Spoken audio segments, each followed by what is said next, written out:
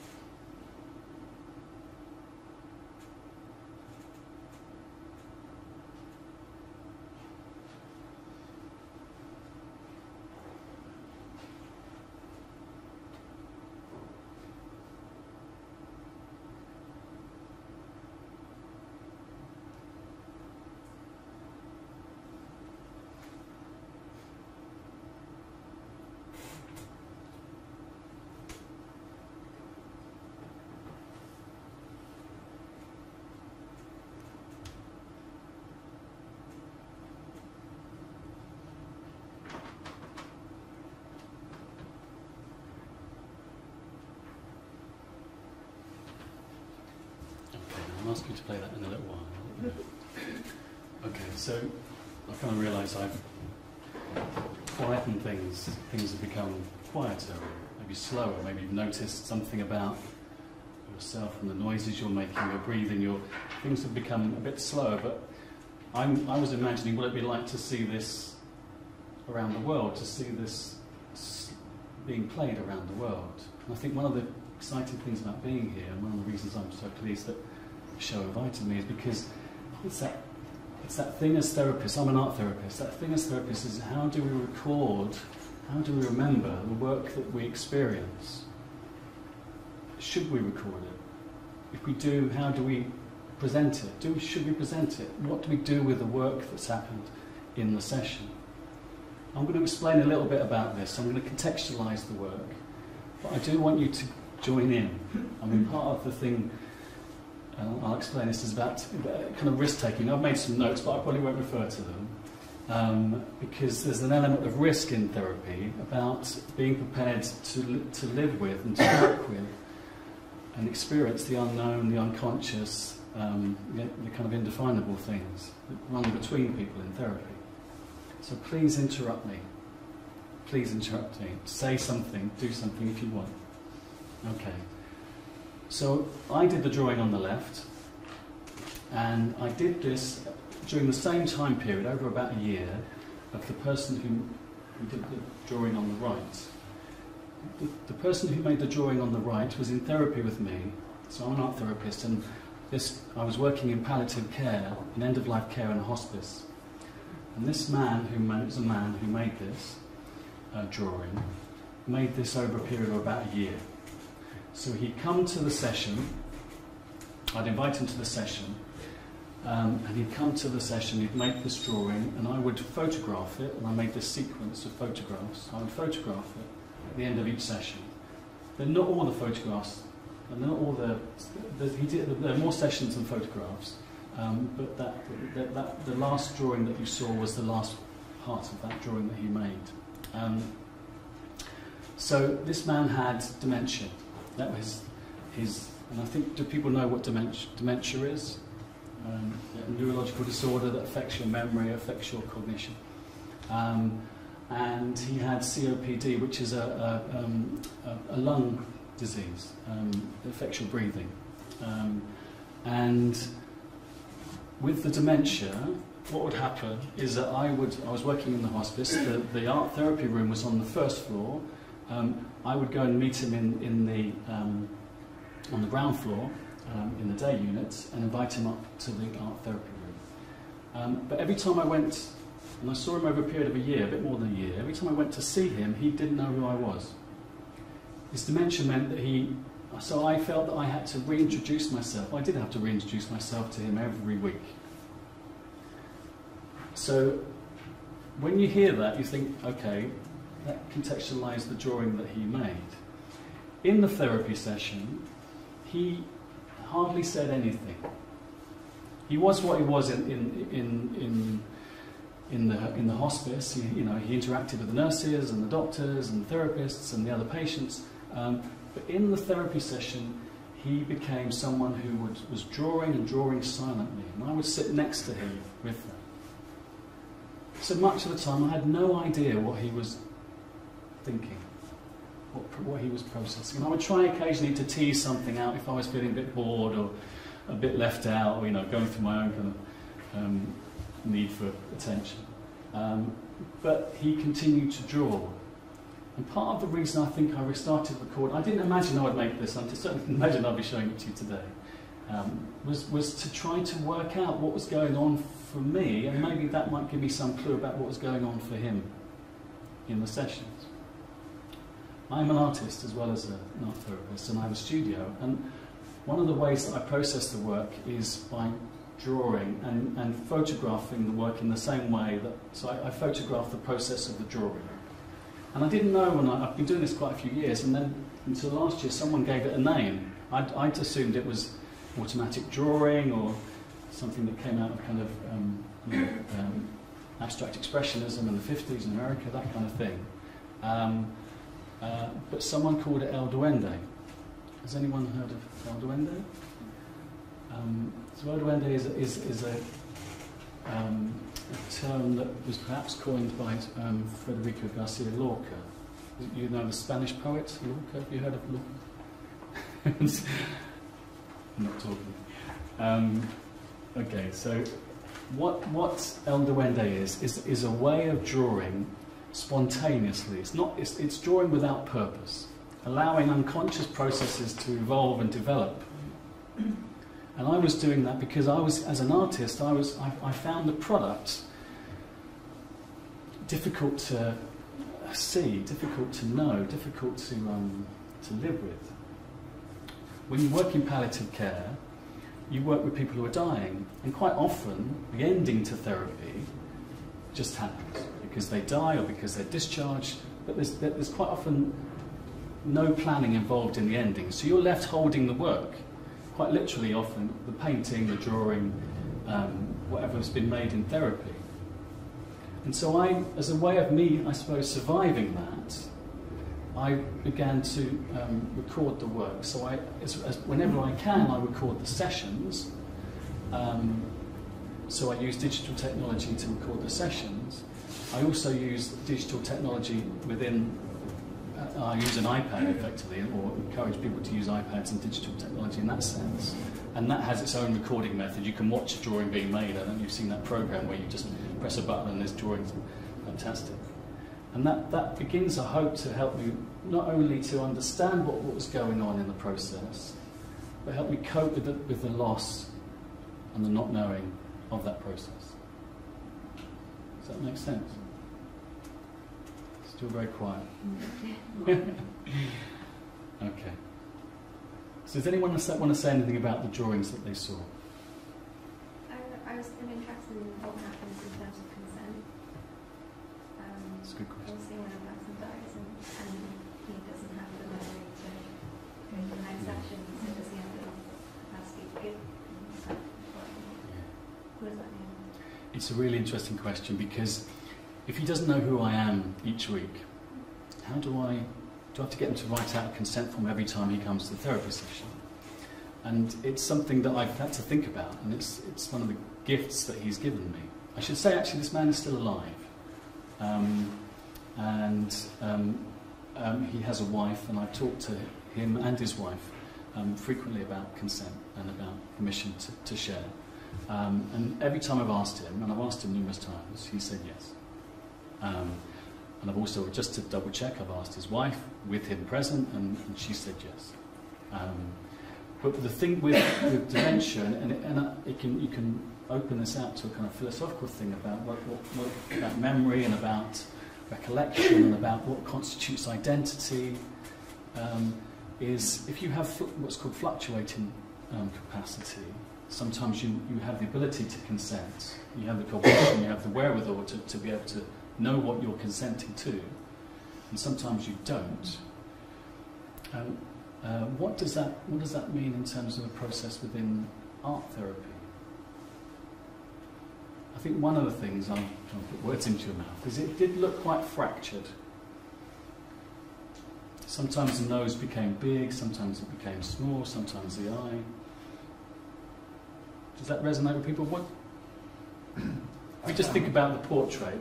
Yeah. I was going to ask actually, how did you introduce, I don't want to probe too much, but was he drawing you, or was he drawing himself, and why do you think you made that choice of what to draw? Yeah. You don't know. I'll tell you how it began, and it might give us some clue, but I don't know is the answer. Because again, when I was feeling a bit left out, I kind of hoped it was me. I was sitting beside him, I kind of wanted him to, maybe. Yeah. And I don't remember if I asked him if it was me. But if I can imagine if I did, he wouldn't even. He was. The COPD. I'm going to answer your question in a second. Hopefully, the lung disease meant that he wore a cannula, an oxygen cannula, and quite often, in an almost miraculous way, and this is something I take away as a benefit to art therapy with this man, is he didn't need the cannula when he was drawing. So drawing helped to regulate his breathing for that period, for that hour, for that therapeutic hour. So even just on that kind of level, there was something going on when, for an hour, he was self-regulating as he's breathing. It's quite a fundamental thing, I think. So that's important. In terms of how it started, I invited him up to the. He consented to coming up to the art therapy room, and I showed him all the materials. I suggested that he experiment and he play, perhaps, or just use the materials, and he kind of wasn't bothered. Whatever. And I asked him a few times, and in the end I started thinking, actually nothing's going to happen here. And then he said, if I do anything, if there was some kind of thing with an outline, then I might be able to fill it in or work within the outline. And I didn't particularly know what he meant. So I said, okay, well, I'll just draw something. So I drew a portrait, just a line of a portrait, something I learnt at school. And he took that and kept with that for a year. Now, that's a complete fluke. Maybe there was something that he was some unconscious thing that was going on between us, but I felt that was just a lucky thing. But whatever it was that triggered that, it started him off. And if there was one thing that he remembered, and I think slowly, but very, very slowly, I became part of his longer-term memory. But I think initially it was the drawing that was the continuity. So whatever else was fluctuating, the drawing had continuity. It's the same drawing. And he drew to the point where, and rubbed out, continuously rubbed out. He's never satisfied with it. That's why the eye becomes big and then small, and then the nose becomes, and then to the point where there were two, I don't think you can see it on the slide, but there were two holes in the paper because he was drawing out so much. So it became something like parchment. And it became a very precious thing to me. And I know it's precious because I'm getting emotional about it now. And that's why I wanted to share it. So I think one of the beautiful things about recording the work is that it can be shared, and it helps to give a therapist working in end-of-life care a bit more strength. Now I've run out of words. I found when I was watching it, I was trying to make sense of it. It was almost like I couldn't process the images without my brain going, well, it's got to make sense. The image, one image has to lead on to the next, and it has to be perfectly the same size and evolve as one image, but it was fractured, like you said. And that was confusing me. But actually, now you've given it some context, it makes sense. Yeah. The nonsense makes sense. Yeah. Yeah. And I suppose the feeling I connect with that is possibly a feeling of disconnection and trying to find something that makes sense. Yeah. And as a therapist, often you have to cope with your own things are projected onto you, things are given to you unconsciously, and you have to live with that in therapy. And when I'm feeling fractured, feeling confused, feeling left out, then I begin to, and I notice myself trying to stay awake, and I question my own professionalism, and all the things that, because you're in some way experiencing what they're experiencing, or at least you're experiencing something together. So something that they're doing, and to use the kind of drawing metaphor, is rubbing off on you. Did you share the photos with him? Was Yeah. that part of the work? Yeah. And what did that look like? I was on tender because I was waiting for some profound, Hollywood moment. He wasn't bothered. No. I just wondered if you, because you must have had an ending process with him. You said he's still alive. I wondered if you used that as part of the ending. Yeah. You kind of process at all. It was kind of planned and kind of unplanned at the same time. So it was planned in the sense that he was his disease progression kind of plateaued, kind of stabilised, so he was discharged. Right. I could have potentially gone to his home and continued the work there, but he, towards the end, or towards his discharge, he more frequently, and he refused to come up to the room sometimes, but towards the end he refused more and more, and then he said, look, you made it quite clear, I can't be bothered with this anymore. And I had to respect that. And that's the control we have. Yeah, yeah. It's an important part of the control, important part of working end-of-life care for people, because they're the subject of our concern, aren't they? Whether you're a nurse, I should also say I'm a nurse, so you can begin to psychoanalyse me. So I work as a nurse as well,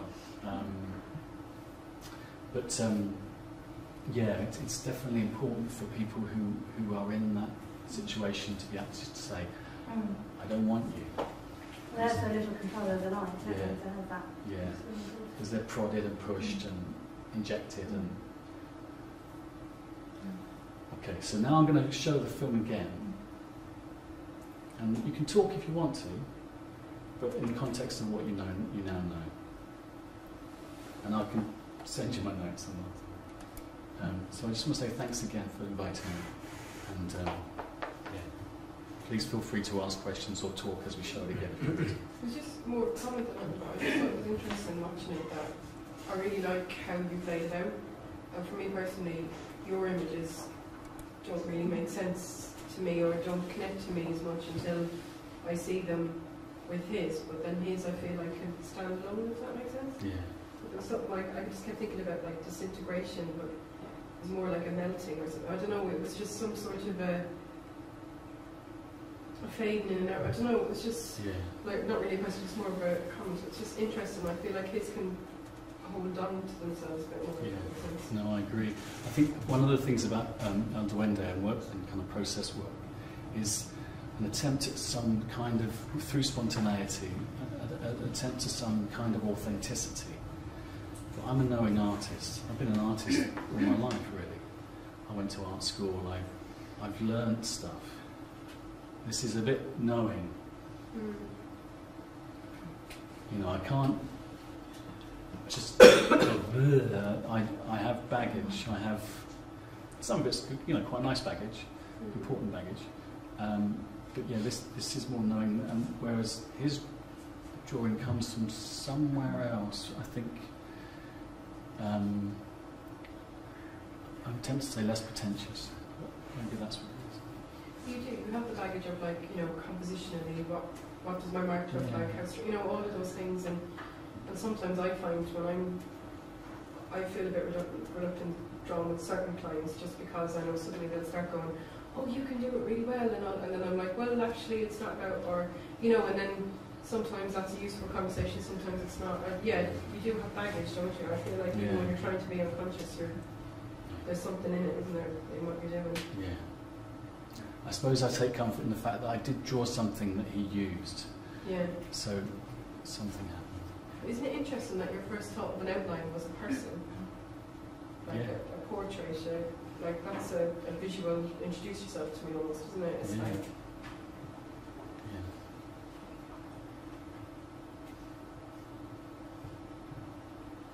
Is your responsive art is on the same piece of paper as well? No.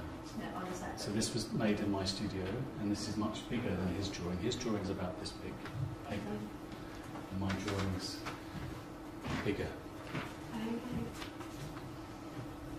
And layered, like you've done it on the same piece? No, it's the same paper. I use charcoal, he used pencil.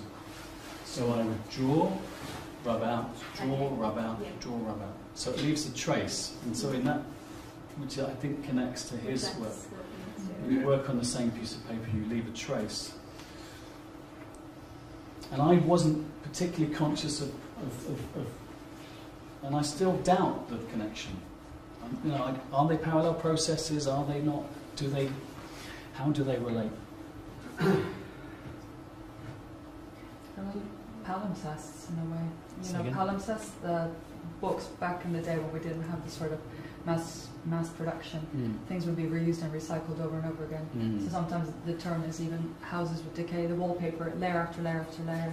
It reminds me of dementia itself. It's sort of the white space that, as the cells start to disintegrate, or even the lungs as they're dirty and from maybe smoking or pollution or what have you. And in a way, it's sort of the memory of him echoes on, with the document. Yeah.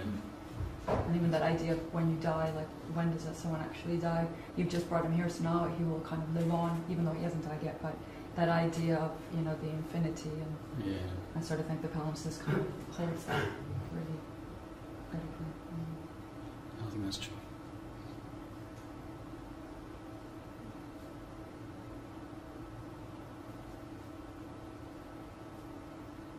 Did you ever make reference to the fact that you mightn't remember about going to the session, you'd have to introduce yourself, but then each week you'd be presented with his image? Like he'd been there before, but he didn't remember it. I think he remembered the image. Just not you were going to the space, or... Yeah, but if he did remember me going to the space, it wasn't obvious. I wonder what that feels like. For him or for me? For him, I think. Yeah. So much a good reason why you don't necessarily know if you've been there. You don't know how close the sound here. It's my fingerprints, or here's my...